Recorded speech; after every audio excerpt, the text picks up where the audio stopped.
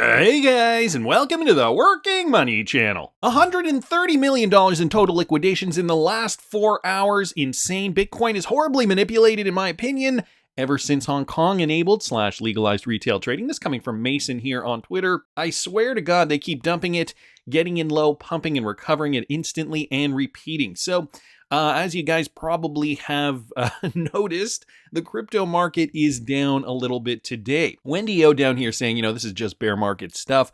But Cloud9 crypto traders saying agree 100%. Bitcoin fully controlled by exchanges to liquidate retail traders. Dr. Patrick Angel here saying it'll stabilize soon. Some exchanges probably mint a synthetic Bitcoin, says TikTok. Now, the Bitcoin price has come down, and I guess depending on how you look at it, come down a lot, come down a bit. Right now, we're trading at about $24,800 per coin. We were trading in around the $25,000 range, but as you guys can see, this is the 4-hour chart. As you guys can see, we are making lower lows and lower highs on the 4-hour for Bitcoin, and that started in about mid-April. Blockchain Backer 2 also noticing this as Bitcoin has continued to play out. Here is a more zoomed in, detailed speculative guess. If this idea continues, I will narrow it into a more precise location for where I speculate the B wave will top out once the A wave completes, which would be a 0.702 retracement of the A wave. And so he, progressively, was watching Bitcoin, I guess, over the last few weeks and was noticing these trends. He reposted his tweet from April the 10th. As I've speculated in previous videos, I've been looking for a short squeeze in Bitcoin, which will mark a local top for a few months. And then on April 26th, he said he noticed the bounce here. So he's looking for that ABC corrective wave. And then finally, where was it? It was right down here 14 hours ago. Box entered, end of thread. We'll make a new thread post when things get clear, so long as it holds and builds a bullish divergence. So guys, here's where we are today. And even I've said, look, if Bitcoin hits this level, and I said this weeks ago now, if Bitcoin hits this level, we are still actually okay. Let me get rid of some of that here. And the level that I want to mention again is this here, okay? Former resistance. And I was saying that all the way up here, or maybe it was even in here late April when we did see this big pullback for Bitcoin and then, the vacillating, the downward channel for a few weeks. We are now hitting that level. So at this point, we got to see, is Bitcoin going to remain there? Are we going to build support on this level? Of course, the crypto market has been reacting to this. We've got market cap sitting still at $1 trillion. So that number really hasn't moved too much. It's been up and down a little bit, 1.1. Give or take. We got Bitcoin dominance here at 47.5. So everything, I know it feels like we're losing ground a bit because it just feels, when you see the red on the chart, when you see, your crypto's down 6, 7, 8%, whatever it is, it feels a lot worse than it actually is, guys. It's going to be ups and downs. Somebody told me this a long time ago. It was actually when I was taking a trading course back in 2012, early 2012, 11 years ago when I started trading. And the teacher of this course that I took said, whenever the market's going up, you're going to feel good, but it's never going to feel as the equivalent of feeling good is never going to feel the same way as when the market goes down. So basically, if you're up 10%, it'll feel good. But, if you were to put your feeling on a scale of 1 to 10, you'll feel at about a 5 or a 6. But when the market goes down 10%, so literally the exact same amount, the feeling of negativity will hit an 8 or a 9 or maybe even a 10, depending on the day you're having. So this is what we have to pay attention to, guys. Market's down a little bit. Bitcoin down 4%, Ethereum down 4%, BNB coin down 6%. We got XRP down 6.6%. Cardano's down about 7% as well. But ultimately, guys, Bitcoin still maintaining higher highs and higher lows. So I guess we just got to see what is going to happen here on the chart for Bitcoin. And I know some of my altcoin positions have come into some zones now that may be a good time to down cost average. So for my patrons, I have been letting you guys know the coins that I'm picking, DCA locations, and I'm also letting you know what I am going to be doing in this particular bull run. I'm going to be posting my trades on the days that they occur. And of course, because of the SEC now, we kind of have to change our game plan a little bit. So it is only $5 a month. I got to thank all of my patrons who have subscribed so far. Again, the market, although it is down a little bit, I wouldn't say that it is, I wouldn't say that there's any need to worry, at least not yet, guys. This is going to be very typical for, a bull run.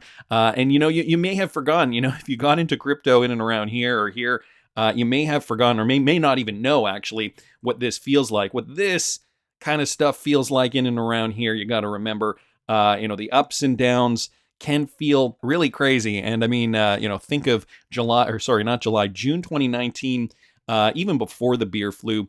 And then we saw this downturn after we had gone up so high and made such gains. Bitcoin came back down about 53%. So it is certainly an interesting time for cryptocurrency.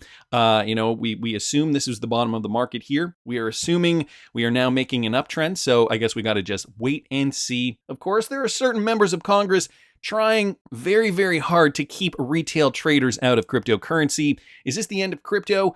This U.S. congressman hopes so. So just another example of, these guys really being scumbags trying to keep us poor. U.S. Congressman Brad Sherman openly expressed his hopes for the end of cryptocurrencies, a stance that will ruffle the feathers of crypto enthusiasts. He says, "I hope so, don't think so," was Sherman's succinct response when asked if the ongoing crackdown signaled the end of cryptocurrencies in America. His caustic comment followed recent regulatory actions by the SEC against Binance and Coinbase. The congressman, who is well known for his anti-crypto stance, took issue with the idea that cryptocurrencies could benefit the economy or consumers, stating that their primary use was to evade the U.S. government and sanctions. Come on, man, use your gosh darn brain. He dismissed crypto's claimed advantages for everyday users, stating at one point that they were $3 trillion and they didn't make it easier or cheaper to buy a sandwich at Subway. If you go to Subway, you can use a debit or credit card, he says. So these guys, either they are playing stupid or they are just plain stupid. I'm kind of hoping that it's the former. Yes and no, but, you never know with these idiots. Just remember, guys, whatever they say, do the opposite, because day after day after day, we're getting lots of news that big institutions are getting into crypto. Big institutions, financial institutions or banks are starting to custody crypto or merge with crypto custody players, like, for example, the Ripple Medico announcement that we recently heard about. JP Morgan's getting into the game. All the big players are getting into the game. So what does that tell you? Crypto is not going anywhere.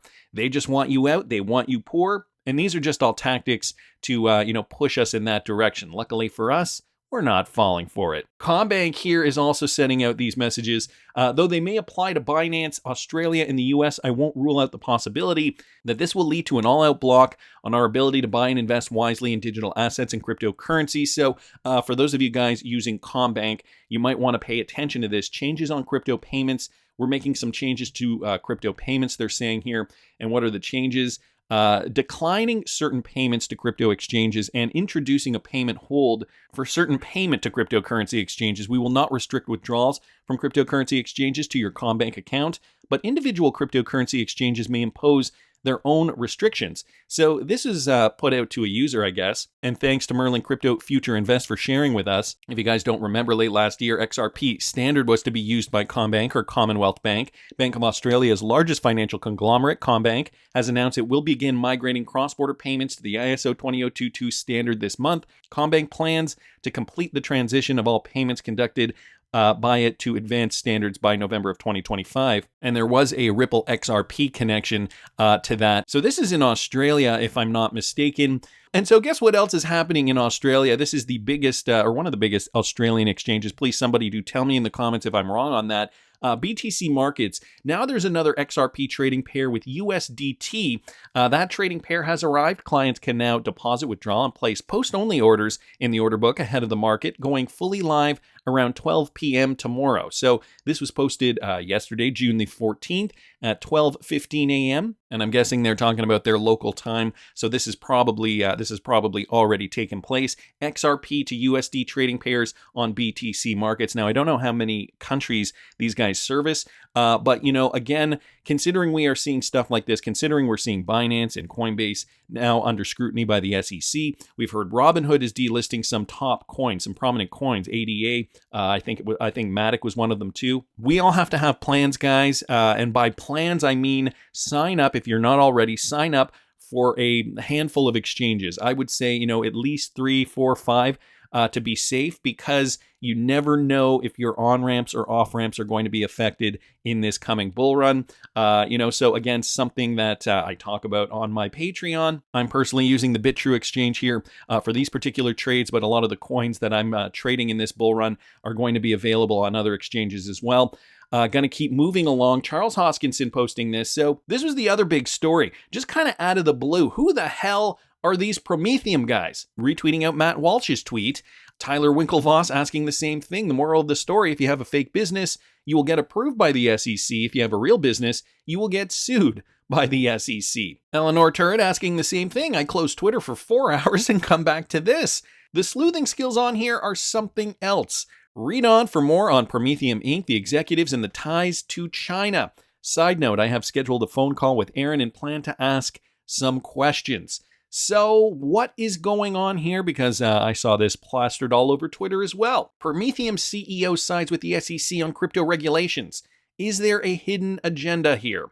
So what is going on? I mean, when you have crypto companies signing with the SEC, you really got to you really got to start thinking about who these people are. The regulatory trajectory in the digital currency ecosystem might have gotten more complicated following the testimony of Aaron Kaplan, co-founder of the under-the-radar crypto firm Prometheum. Under-the-radar crypto firm, that in itself sounds a little shady. Besides being a relatively unknown player in the crypto industry, the Prometheum CEO appears to be aligned with the SEC on the path towards the regulation of the industry. So, when you have an entire industry coming out against the SEC, you got to be suspicious of companies like this. Kaplan's testimony in the controversy. In the recent testimony before the U.S. committee, Kaplan supported crypto regulations based on the current provisions.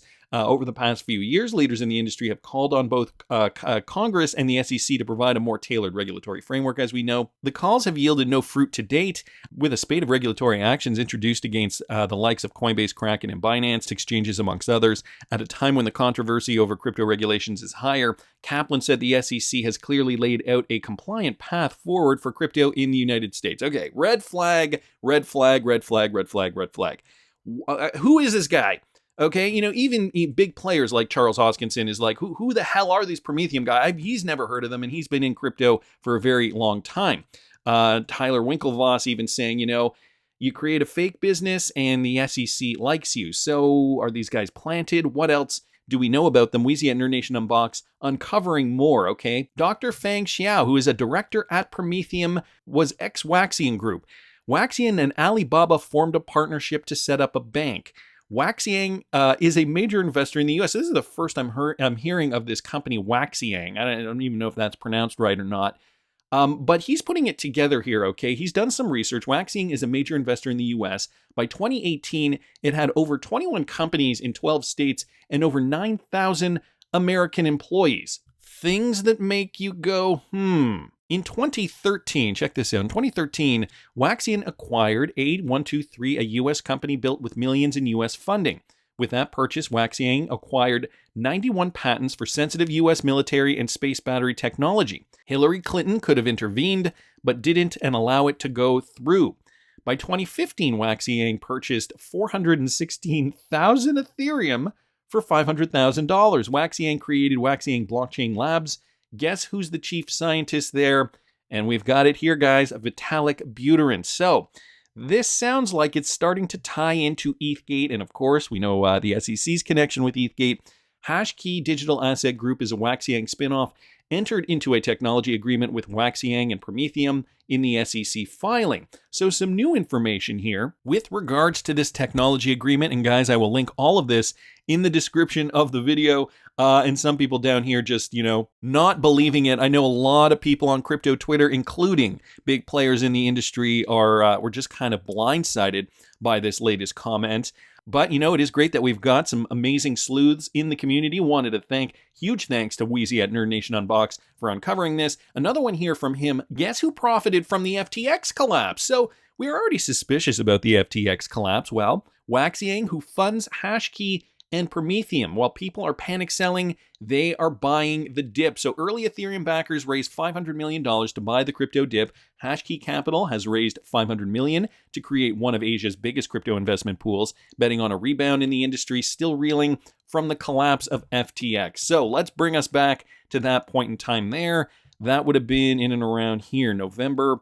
That was when we saw that initial collapse for FTX. Of course, the market did bottom. And then what happened? Well, according to Weezy, we saw this early Ethereum backer raise $500 million to buy that crypto dip. things that make you go, are you really surprised though? Are you really surprised? So to my point, guys, twofold. When these dumbasses are telling us, well, that's going to be the end of crypto, you've got key players tied to the SEC buying the dip in and amongst the FTX collapse. And so in my opinion, more confirmation that cryptocurrency is going to be bigger than ever. But we don't know which coins they're going to be. So again, my strategy has been to diversify in this coming bull run. Let's keep moving on because Ashley Prosper also brought this up. George Tenreiro is fighting tooth and nail in Hinman's deposition to prevent any answers related to Ethereum, ETH, Ethereum, consensus, or Lubin. Just look at how he approaches the Ethereum questions compared to the Bitcoin questions. Do you recall ever telling anyone associated with Ether or Ethereum that you do not believe that Ethereum is a security? And Mr. Tenreiro says, you've asked and answered this, move on. We're stopping this. This is beyond what I talked about, move on. Solomon says, can you answer the question? Move on, Matt. Solomon says, you're instructing him not to answer the question. Mr. Tenreiro says, yes, you're over your 7 hours. You're beyond what I talked to him about. Move on. In depositions, legal depositions, they have a time limit. Mr. Solomon says, did you ever tell anybody associated with Bitcoin that Bitcoin was not a security, yes or no? And then the answer was not that I recall. So very suspicious that, when it comes to Ethereum, Ether, consensus, or Joe Lubin, they really don't want to answer questions. Meanwhile, they'll answer questions when it comes to Bitcoin. Again, raising some red flags here. And now connecting it all to this random company that just kind of popped out of the blue. So the SEC's definitely got their work cut out for them, no doubt. Luckily for us, they have failed miserably with the Ripple lawsuit. And it's only a matter of time now before we get that final verdict. Well, Fred Rispoli just did an interview on Thinking Crypto, and I urge you guys to watch it. I'm going to link this tweet in the description of the video. Did you know attorney Fred Rispoli has filed a civil lawsuit against Bill Hinman? Check out my latest interview with Fred. So check out Tony's interview. The topics included here: impact of the Bill Hinman docs release, Bill Hinman civil suit, the SEC Ripple XRP lawsuit summary judgment, SEC versus Binance, SEC versus Coinbase, lawsuit against Coinbase over Songbird and SGB tokens, Gary Gensler losing credibility, and the SEC Ethereum lawsuit. And I thought this was great. Now more than ever, is Fred Rispoli confident that we're going to get a full-out Ripple win? Since the Hinman documents came out, guys, this is what he told Tony. Listen to this. Up until yesterday, when these emails came out, I was putting a complete total Ripple victory at like 10%. I think they're going to win on XRP is not a security. I think there's going to be, the judge is going to address XRP secondary sales in a way that's not everything that the secondary market like XRP holders and users want, but I think is going to be good enough. I was thinking that she's going to say, listen, there's no contracts, there's no post-sale obligations, but maybe with all these documents that Ripple, said and sold XRP, or other kind of wink, wink, nod, nod agreements, a jury could consider those investment contracts. So we'll let a judge or we'll let a jury decide. I'm just bumping it up a little bit for a total win in my view to probably maybe 20%, because I think when you've got some of these tough questions and there's a high likelihood of appeal by either side, when you've got a party that's just not credible, not acting in good faith, and especially when that party is the government, you're just more inclined to come down against them on any of these types of questions as a judge. And I've seen that happen many, many times in my career. That's why I'd rather immediately say, this isn't a strong argument, judge, but I have to make it. And so the judge understands why I have to do that. And, that's what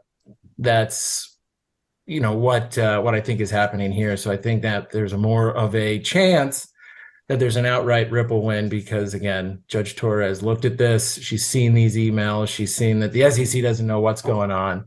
And I think that gives it a bigger chance to say, you know what, they don't deserve to win this. They can appeal my ruling if they want, but I think there's a bigger chance than I thought before. So a bigger chance now than Fred thought before that Ripple is going to have an all-out win, 20% versus a 10% chance. Now that doesn't mean that they're still not going to win. There's a very high chance that they are already going to win, but a complete win, that is still slim. There might be some concessions, of course. Some are thinking that Ripple might just get a fine. There are different aspects of this case that need to be ruled on. But now more than ever, showing the incompetence of the SEC, showing their backdoor dealings, the Hinman emails themselves really just expose so much. And now there's this Prometheum thing. I really don't know how this is going to sit with the judge. But it's great. I think it's good the Prometheus story has come out and Judge Torres still has not made her official ruling. And I still think the crypto market, guys, is sitting in a very bullish position. We still haven't made lower lows. I guess the question is now, are we going to be able to hold this support level? Former resistance becomes new support, and are altcoins going to hold as well? All things to be keeping our eyes on. That's just my opinion, but I want to hear what you guys think. Please subscribe to the channel if you haven't already. Like the video if you like the content I'm providing. I always love hearing your comments. See you in the next one, guys.